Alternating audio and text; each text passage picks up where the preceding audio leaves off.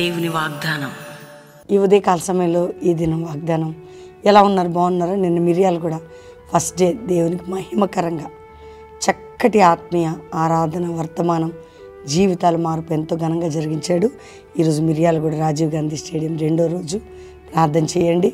మరి 12, 13, 14 బెల్లంపల్లి మీటింగ్స్ కూడా ఎక్కడి నుంచైనా ప్రిపేర్ అయ్యి 3 దినాలు అక్కడ గడపడానికి రండి. చక్కటి ఉజ్జీవాన్ని పొందుతారు.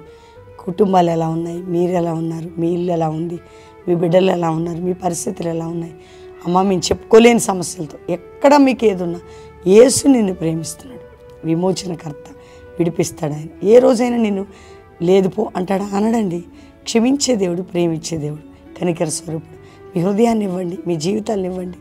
క్రీస్తు దగ్గర రండి. మీరు ప్రేమతో ఆయన్ని హత్తుకోండి. మీకున్న ప్రతి కాడి విరగొట్టబడి మిమ్మల్ని ఉన్నతంగా లేవనెత్తే దేవుడు. రక్షణ లేని బిడ్డలకి ఇదే రక్షణ దినం. యేసు రక్షకుడు, ప్రాణం పెట్టి రక్తం కార్చిన యేసుకు మీ జీవితాలను అర్పించండి. నిత్య జీవం పరలోకం ఉంటుంది. ఈరోజు ఒక్కటే మాట చదువుతున్నాను, చూడండి.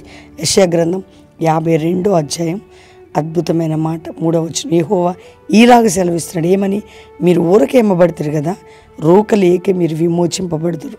మీరు ఉట్టిగిన ఇదయ్యారు కదా, తప్పకుండా దేవుడు మనల్ని విమోచిస్తాడట. మీరు విమోచించబడతారు.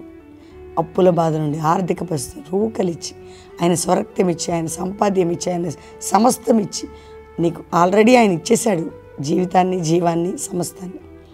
ఈరోజు దేవుడు నీకు నాకు ఇస్తున్న మాట ఏంటి తెలుసా? ఏ విషయంలో నువ్వు అమ్మబడి, అంటే బలహీనమైన పరిస్థితులు, ఆత్మీకంగా, ఆరోగ్యంగా, ఆర్థికంగా లేనివి మీద పడి ఎందులో నువ్వు కూరుకుపోయావు, నీకు విమోచన ఈరోజే. నీవు విమోచింపబడదు. వాగ్దానం ఈరోజే. నీ పరిస్థితి కోర్టు కేసా ఈరోజే, అప్పుల బాధ సంథింగ్ ఈరోజే, ఏదో ఒక కార్యం ఈరోజే. నువ్వు గమ్మునుండి అంతే, నువ్వు విమోచింపబడతావు. అంటే అది రోగము నుండి. ఈరోజు రోగమా? నీకు ఈరోజు నార్మల్ రిపోర్ట్. ఈరోజు హాస్పిటల్కి వెళ్తున్నావా? అద్భుతమైన స్వస్థత. డాక్టర్ చెప్తాడు ఏం కాదు పో అని. నీకు ఎందులో ఉన్నా కోర్టు కేసా కొట్టివేయబడబోతుంది. ఈరోజు నాకు విమోచన అని రాసి పెట్టుకో. బాగా ప్రేయర్ చేయి. వాగ్దానాన్ని ఎత్తిపట్టి నేను కూడా మీ కొరకు ప్రార్థన చేస్తాను. నాతో కలిసి ప్రార్థన చేయండి. పాపం నుండి, శాపం నుండి నీ కుటుంబం కూడా రక్షణ కార్యం, విమోచన జరుగుతుంది. ప్రార్థన చేసుకుందాం. తండ్రి, ప్రతి బిడ్డను రక్షించి వారిని విమోచించు. పాప, శాప, బంధకాలు, కోర్టు కేసులు, అప్పుల బాధ, ఆర్థిక బాధ, మానసిక ఒత్తిళ్లు, కుటుంబ పోరాటాలు, నిందలు, గాయాలు, అవమానాలు, శ్రమలు, ఇరుకులు, గర్భఫలం లేమి, రకరకాల జబ్బుల నుండి విమోచన, నార్మల్ రిపోర్ట్స్.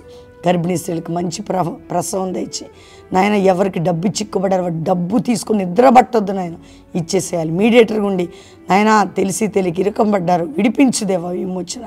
కోర్టు కేసు ఏ దేశంలో ఉన్న విడుదల, వారు ఉన్న దేశంలో వారికి అన్ని విషయాల్లో విడుదల, విమోచన.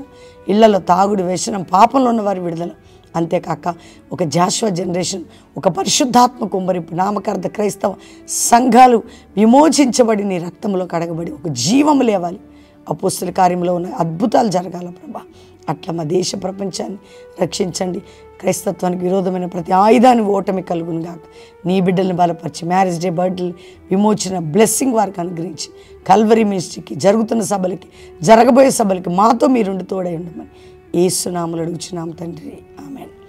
దేవుని బిడ్డలారా, ఈ వాగ్దానం అందరూ లైక్ చేసి షేర్ చేయండి, మంచి కామెంట్స్ పెట్టండి, అందరికి చెప్పండి. ఫస్ట్ ప్రవీణ్ యూట్యూబ్ సబ్స్క్రైబ్ చేసుకోండి. అంతేకాకుండా మీరు ఎక్కడి నుంచి ఈ వాగ్దానం వింటున్నారో first Praveen official insta follow అవ్వండి. మరి 8, 9 ఆల్రెడీ ఒక రోజు అయిపోయింది. 9, 10, 11 ఇంకా 3 రోజులు ఉన్నాయండి. మిర్యాలగూడ సభలు రండి. మిర్యాలగూడ చుట్టుపక్కల వారు రాజీవ్ గాంధీ స్టేడియం. రెండోదిగా 12, 13, 14 బెల్లంపల్లి 50 రోజులు వచ్చిన వాళ్ళందరూ బెల్లంపల్లి 3 రోజులు గడుపుదాం. డిసెంబర్ 25 ఒక సర్వీస్ ఉంటుంది ఇక్కడ ప్రామిస్ ల్యాండ్లో. అంతేకాక 21 డేస్ కూడా డిసెంబర్ 29 నుంచి జనవరి 18 వరకు ఉంటాయి. కాబట్టి అందరం పాలు పొందాం. God bless you. Praise you.